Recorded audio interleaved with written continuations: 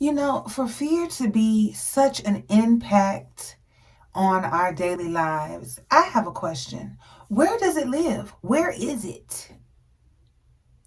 In our minds. And you know what else? Half of the time, the things that we fear never even happen. My biggest question is, how can we take fear and flip it to impact us in a way that serves our goals and purposes? Let's unpack it.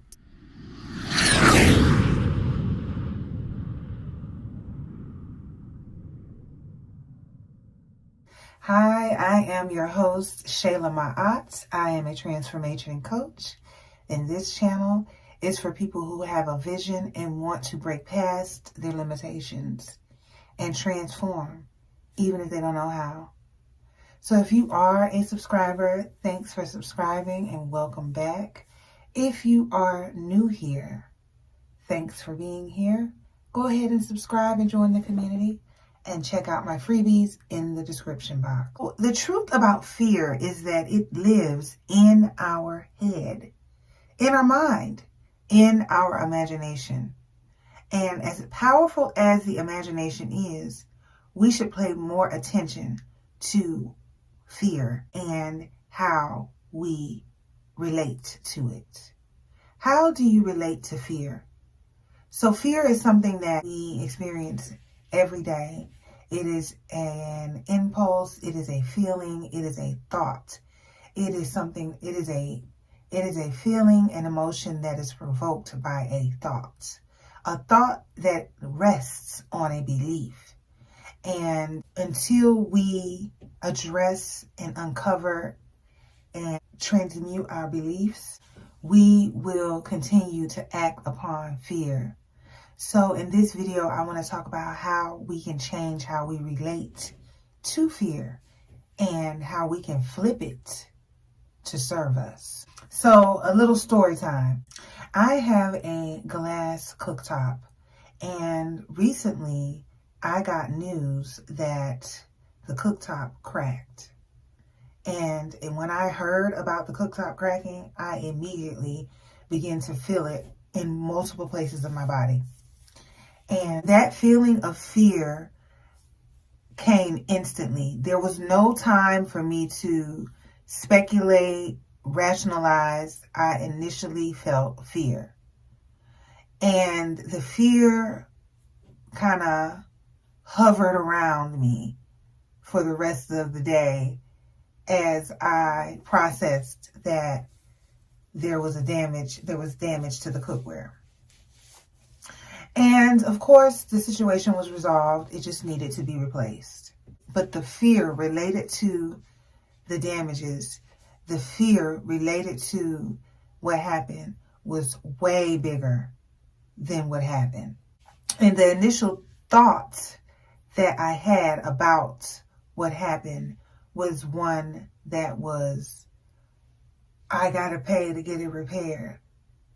It was, I gotta pay to get this cooktop repaired. Oh my goodness, I gotta pay to get this cooktop repaired. And thinking about it now, it sounds very dramatic, because at the end of the day, that's exactly what happened. I paid to repair the cookware. Yes, it was an unexpected expense, but there was no reason for me to fear because I had the funds to take care of the repair. So, seems rational. Why was I afraid? I'll tell you why. There is a belief that thought rests on that provoked this fear about me having to spend money on an unexpected expense.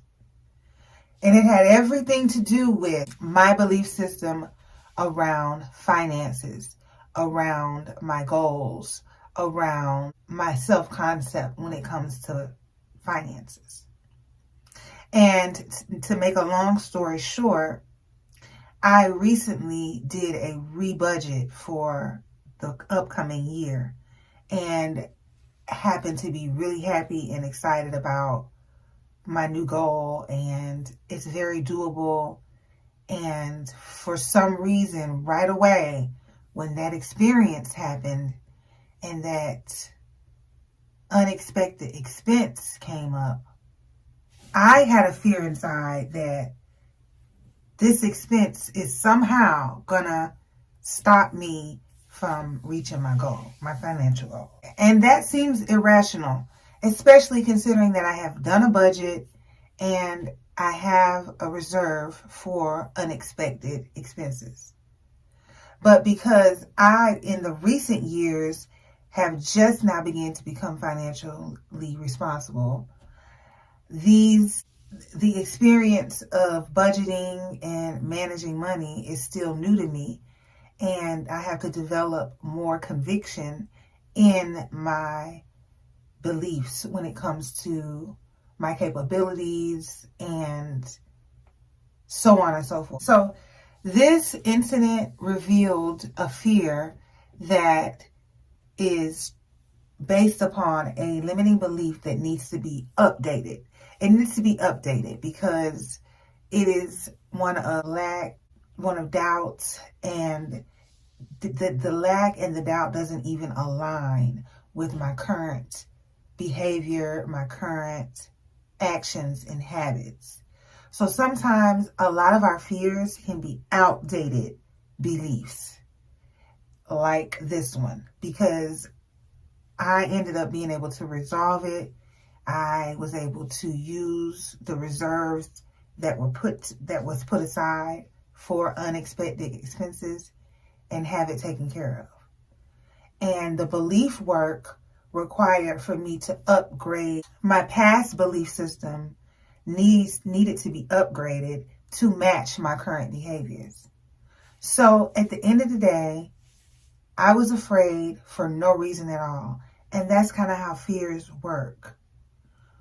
We imagine things without being rational.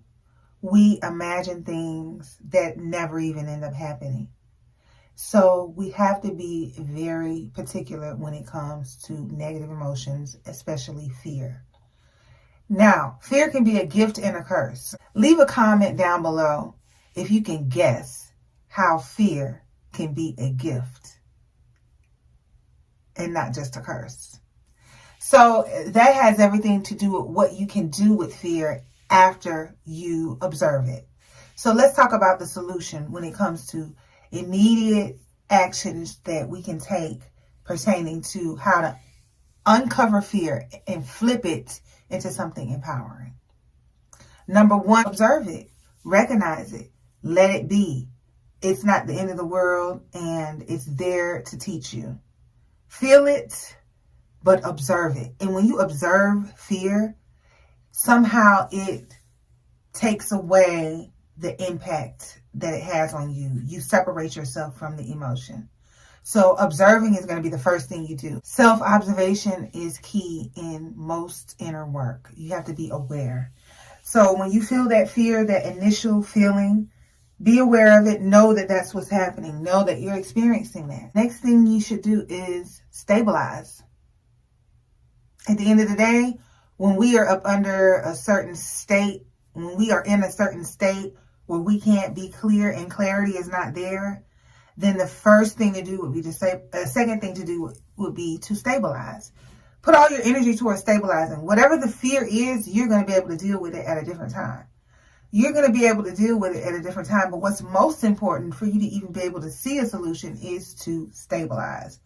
And I have a meditation in the description down below that can help you to do a quick cleanse and release that negative emotion from wherever it is in your body. The thing about fears, when they come up, they are going to be there. You have to stabilize in order to even be able to manage and make the correct decisions and see things clearly. So deep breathing, counting to 10, finding a technique that works for you.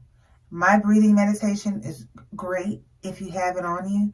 If not, sometimes you just got to count to 10 and breathe. But at the end of the day, once you stabilize, now you can begin to unpack what you are observing and ask yourself certain questions. So number 3 would be ask yourself some questions. What are you afraid of? What am I afraid of? What is the worst case scenario? What am I avoiding? What is it that I am avoiding? What is it that I am dreading that has me in a bunch? For me, in my story time from today, it was having to pay money on extra expenses and the fear of me not reaching a new goal that I just set for myself, a new financial goal, without me even rationalizing that I was going to be fine and that I have a reserve for unexpected expenses. It never even crossed my mind, because what I discovered in asking myself why, what is it that I fear? I discovered that I have outdated beliefs that don't even match my current behavior and habits that I'm witnessing every day and benefiting from. So sometimes when we make changes in our lives, some of the fears that we fear are based on old beliefs. So when you ask yourself these questions about why you fear and what you fear, you will get an answer. If you're honest with yourself, take that answer and go deeper and find out, what is it that you believe that would make you think or fear this? For me, I was still believing that I did not have enough. I believed that I didn't have enough. That belief doesn't even match my current situation, because my current situation is that I do have enough. I took the time to save a reserve. So I had a belief in my mindset that I was currently acting upon that don't even match my current circumstances. That's why this work is so important, because some of the things that we do and we stand on are outdated, because when it comes to how we operate from the subconscious mind.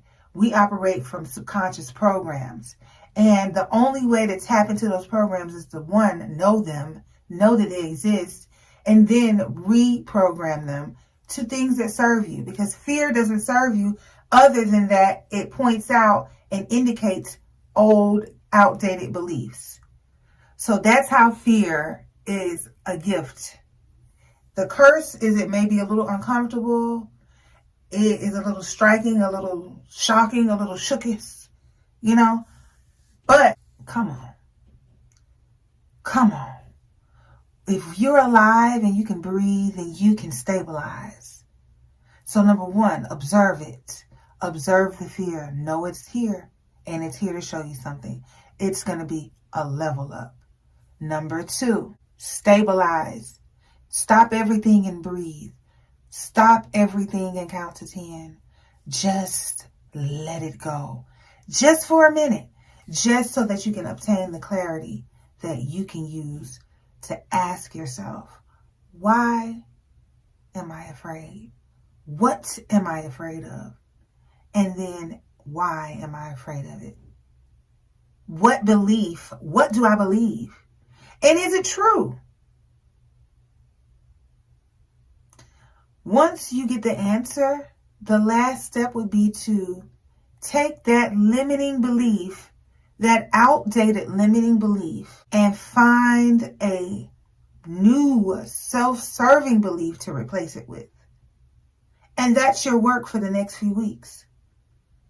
You take that fear, you take that belief, that negative self-limiting lie of a belief, and you replace it with something that's true.